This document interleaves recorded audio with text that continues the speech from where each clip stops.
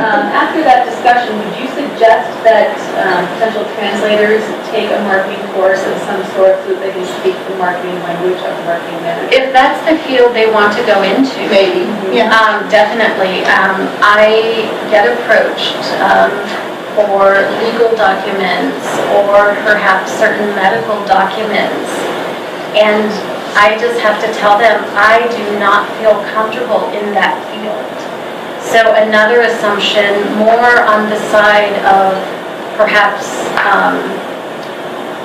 whoever's asking for the translation. Oh, you speak this language. You should be able to translate anything into that language, and that's not true at all. So if at this stage in your studies, I know a very successful interpreter who's actually a lawyer.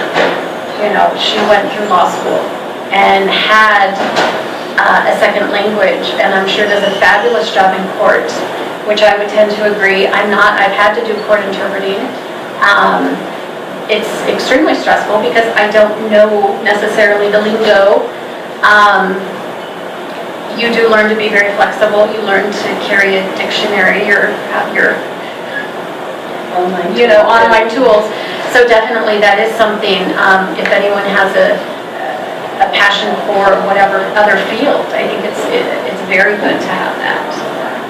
Again, if that's the field you want to work in. Yeah, and most people are specialized, I would say, right?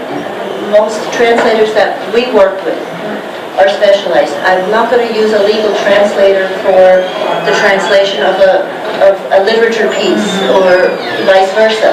So, yes, it's good to specialize in a field, because also then you become an expert there and people can rely on you. Definitely.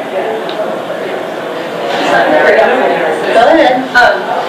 When you do end up having to go to like court, even though like supervise, it's not like a drawback. People think that, oh, she might not be a good interpreter, she's having to use these things, she has to do that really quick. So I would say if you did it too much, they would wonder. And then in court has a different standard than medical. So if you need to stop an interpretation, you can do that. So normally when you're interpreting first person. So she's saying something, she's like, I went to the store yesterday. And you're repeating, I went to the store yesterday in your target language. You're using I. If the interpreter needs to stop on the record, Your Honor, the interpreter needs to stop the interpretation. The interpreter needs to consult a word, and the word is, whatever that is. So you would do that, but you would be on the record while you're doing that, and then you would resume interpreting.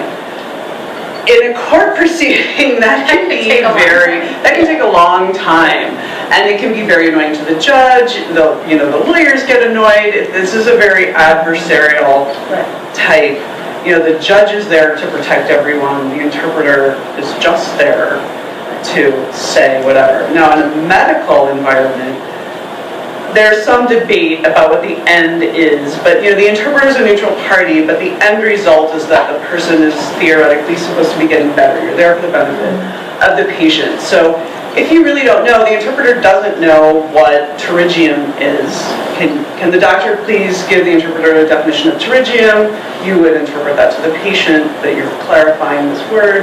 The doctor might give you a definition, or you could look it up, because it's for the overall benefit of the patient, and often that's not so.